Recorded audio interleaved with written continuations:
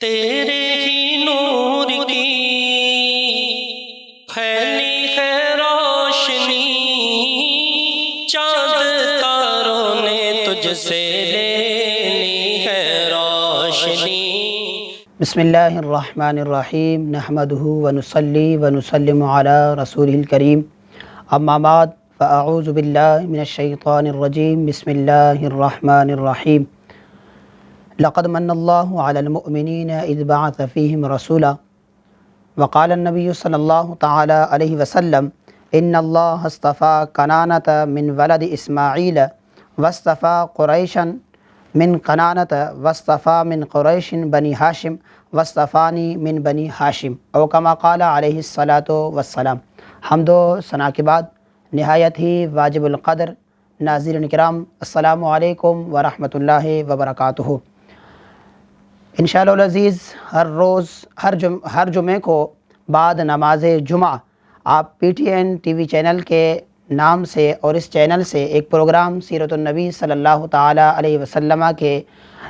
نام سے انشاءاللہ ملاحظہ کریں گے، جس کے اندر انشاءاللہ العزیز اول سے لے کر آخر تک آقا دو عالم نور مجسم صلی اللہ تعالی علیہ وسلم کی سیرت کو بیان کرنے کی ہم کوشش کریں گے، اور انشاءاللہ العزیز وہ تمام گوشے جو سیرت مصطفیٰ صلی اللہ تعالی علیہ وسلم کے اندر ہے اور جن پر عمل کر کے ہم اپنی زندگی کو بہترین زندگی بنا سکتے ہیں،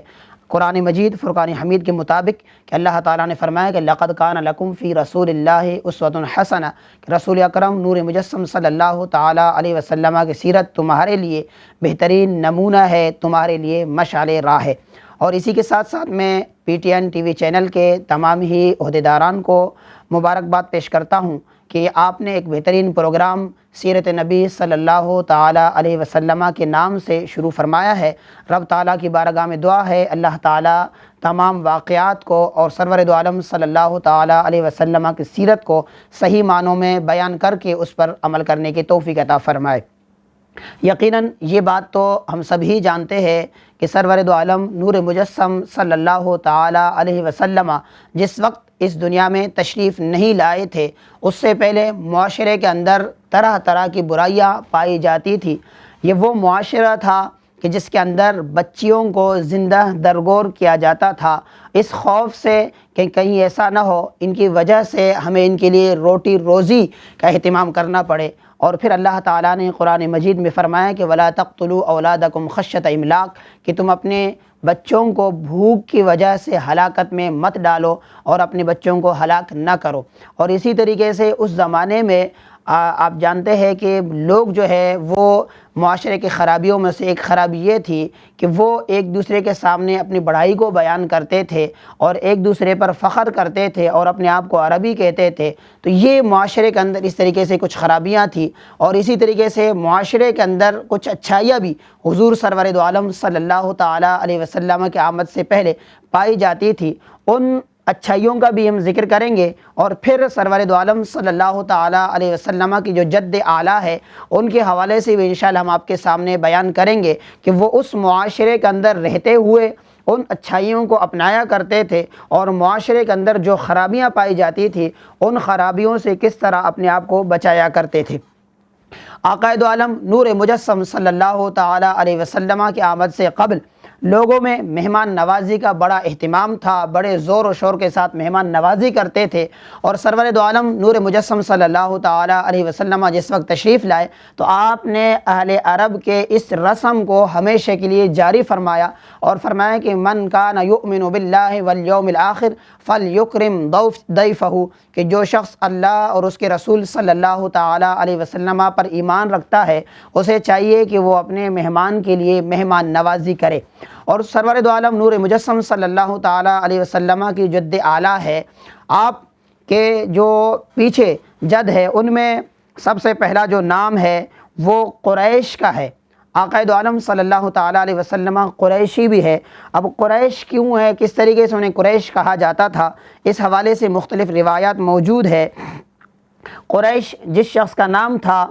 اصل نام تھا فہر بن مالک رضی اللہ تعالی عنہ، اور قریش جو ہے ایک سمندری جانور ہے، اور اس جانور کی خاصیت یہ ہے کہ یہ سمندر کے دوسرے تمام جانوروں پر حاوی رہتا ہے، تمام جانور اس کے ماتحت رہتے ہیں۔ اور قریش، یہ عمر بن فہر جو ہے، فہر بن عمر رضی اللہ تعالی عنہ، یہ وہ شخص تھے کہ عرب کی جتنی بھی قبیلے تھے وہ تمام کے تمام قبائل آپ کے ماتحت رہا کرتے تھے، اس وجہ سے آپ کا نام جو ہے وہ قریشی کہا گیا۔ اسی طریقے سے ہاشم، حضور ہاشمی بھی ہے، اور ہاشم جو ہے وہ حضور کے جد میں عمر رضی اللہ تعالی عنہ ایک شخص تھے، اور ان کا نام ہاشم رکھا گیا تھا۔ اور ہاشم کا معنی ہوتا ہے کہ روٹیوں کا چورا بنانے والے، اور یہ شخص بڑے مہمان نواز تھے اور بہت ہی زیادہ متقی پرہیزگار تھے۔ اور آپ نے ایک سال جب مکے کے اندر قحط پڑ گیا، قحط پڑنے کی وجہ سے ملک شام چلے گئے، اور ملک شام سے وہاں سے سوکھی روٹیوں کو لے کر آئے، اور یہاں پر مکے میں جو حجاج اکرام آئے تھے ان حجاج کے لیے آپ نے باقاعدہ مہمان نوازی کا اہتمام کیا، اور اونٹ ذبح کر کے شوربہ بنا کے ان روٹیوں کو ڈال کر آپ حجاج اکرام کو کھلایا کرتے تھے، جس کی وجہ سے آپ کا نام جو ہے وہ ہاشم پڑ گیا۔ اور حضور سرور دو عالم صلی اللہ تعالیٰ علیہ وسلم کے جد ہے عبد المطلب، حضرت عبد المطلب رضی اللہ تعالی عنہ۔ آپ کا جو اصل نام گرامی ہے وہ شیبہ ہے، اور عبد مطلب یوں پڑ گیا کہ عبد مناف کے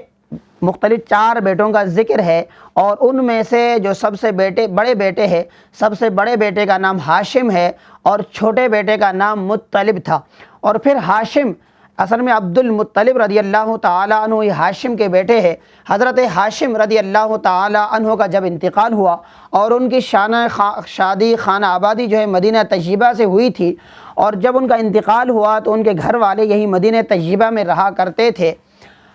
کسی دن بچے جب کھیل رہے تھے، کسی نے دیکھا کہ بچے جب کھیل رہے تو ان میں سے ایک بچہ ایسا بھی ہے جو دوسرے بچوں پر فخر کرتے ہوئے بار بار یہ کہہ رہا تھا کہ میں قریشی ہوں، میں ہاشمی ہوں۔ تو اہل مکے میں سے اس شخص نے جب یہ دیکھا، مکے میں آ کر مطلب سے کہا کہ تمہارا بھتیجا مدینہ طیبہ میں ہے، تم کسی طریقے سے اپنے بھتیجے کو وہاں سے لے کر کے آ جاؤ۔ حضرت مطلب رضی اللہ تعالی عنہ مدینہ طیبہ گئے، اور مدینہ طیبہ سے اپنے بھتیجے حضرت شیبہ رضی اللہ تعالی عنہ کو وہاں سے جب مکہ مکرمہ میں لائے۔ جب آپ کو مکہ مکرمہ میں لایا گیا، لوگوں نے جب دیکھا تو لوگوں نے پوچھا کہ یہ کون ہے؟ مطلب نامی شخص نے کہا کہ یہ میرے غلام ہے، اصل نام تو شیبہ تھا، کہا کہ میرے غلام ہے، تو اس وجہ سے آپ کا نام پڑ گیا عبد المطلب رضی اللہ تعالی عنہ، جو حضور کے دادا ہے۔ حضرت عبد المطلب رضی اللہ تعالی عنہ بہت ہی نیک سیرت اور بڑے متقی شخصیت تھے۔ آپ اس زمانے میں بھی برائیوں سے اپنے آپ کو دور رکھا کرتے تھے۔ اس زمانے میں کہ جب لوگ شراب پیتے تھے اور شراب پینے کو کوئی شخص عیب نہیں جانتا تھا، اس زمانے میں بھی عبد المطلب رضی اللہ تعالی عنہ شراب سے بچا کرتے تھے۔ اس زمانے میں لوگ بتوں کی عبادت کرتے تھے، مگر اس کے باوجود حضرت عبد المطلب رضی اللہ تعالی عنہ بتوں کی عبادت سے اپنے آپ کو دور رکھا کرتے تھے۔ اس زمانے میں بھی آپ رضی اللہ تعالی عنہ خانہ کعبہ کے متولی تھے، اور اللہ تعالیٰ نے آپ کے ہاتھوں سے بے شمار کرامتوں کو بھی ظاہر فرمایا۔ آب زمزم جو آج ہمارے زمانے میں موجود ہے، اس آب زمزم کو کھود کر دوبارہ ظاہر فرمانے والے حضرت عبد المطلب رضی اللہ تعالی عنہ ہے، کیونکہ جہاں مکہ مکرمہ ہے وہاں پر قبیلہ جرہم اور کچھ اور قبیلے رہا کرتے تھے۔ ان قبائل کے جب آپس میں لڑائی ہوئی تو دوسرے قبیلے والوں نے قبیلہ جرہم، یہ وہ قبیلہ ہے کہ جہاں حضرت اسماعیل علیہ نبینا علیہ السلام کے تشریف لانے کے بعد، یعنی جس وقت حضرت ابراہیم علیہ نبینا علیہ السلام نے حضرت بی بی ہاجرہ اور حضرت اسماعیل علیہ نبینا علیہ السلام کو لا کر یہاں پر چھوڑ دیا تھا، تو حضرت اسماعیل علیہ نبینا علیہ السلام شدت پیاس کی وجہ سے رو رو کر جہاں پر آپ نے اپنے ایڑیوں کو رگڑا تھا، وہاں سے رب تعالیٰ نے آب زمزم کو ظاہر فرمایا، اور پھر یہاں پر مختلف قبائل اور ان قبیلوں میں سے ایک قبیلہ جرہم آ کر یہاں پر آباد ہوا۔ اور پھر ایک وقت آیا کہ دوسرے قبیلوں نے قبیلہ جرہم کے ساتھ لڑائی کر کے اس قبیلے کو یہاں سے نکال دیا تھا۔ جس وقت یہ قبیلہ یہاں سے چھوڑ کر جانے لگا تو قبیلہ جرہم کے لوگوں نے آب زمزم کے اندر مٹی ڈال کر اس کنویں کو دوبارہ سے مٹا دیا تھا اور اس کو ختم کر دیا تھا۔ حضرت عبد المطلب رضی اللہ تعالی عنہ ایک دن حتیم کے اندر آرام فرما رہے تھے۔ آپ نے خواب میں دیکھا کہ کوئی آ کر مجھ سے یہ کہہ رہا ہے کہ احفر طیبہ، کہ طیبہ کو کھودو۔ آپ نے خواب دیکھا اور پھر آپ نے جس شخص کو خواب میں دیکھا تھا آپ نے ان سے سوال کیا کہ طیبہ کیا ہے؟ وہ شخص جو کہنے والا تھا وہ غائب ہو گیا۔ دوسرے روز پھر اسی طریقے سے آپ آرام فرما رہے تھے کہ ایک شخص نے خواب میں آ کر آپ کو کہا کہ احفر زمزمہ، کہ زمزم کو کھودو۔ یہ واقعہ اسی طریقے سے 3 سے 4 مرتبہ آپ کے ساتھ پیش آیا، اور پھر خواب میں آپ نے دیکھا کہ کوئی شخص مجھے کہہ رہا ہے کہ احفر زمزمہ، کہ زمزمہ کو کھودو۔ آپ نے پوچھا کہ زمزم ہے کہاں؟ کیونکہ جب اس کنویں کو مٹی ڈال کر جب ختم کر دیا گیا تھا اور اس کے نشانات بھی مٹ گئے تھے، اور زمزم کا جو مقام و مرتبہ ہے یہ بھی لوگوں کے ذہنوں سے نکل چکا تھا۔ اور پھر حضرت عبد المطلب رضی اللہ تعالی عنہ نے خواب میں دیکھا کہ کوئی کہنے والا آپ سے کہہ رہا ہے کہ احفر زمزمہ، کہ زمزم کو کھودو۔ اور آپ کو یہ بھی بتایا گیا کہ جہاں پر جانوروں کے گوبر اور جانوروں کے خون پڑے ہوئے ہیں اس درمیان میں ایک کوا چونچ مار رہا ہے، جہاں پر وہ پرندہ یا کوا چونچ مار رہا اسی جگہ کو کھودو اور وہیں پر زمزم موجود ہے۔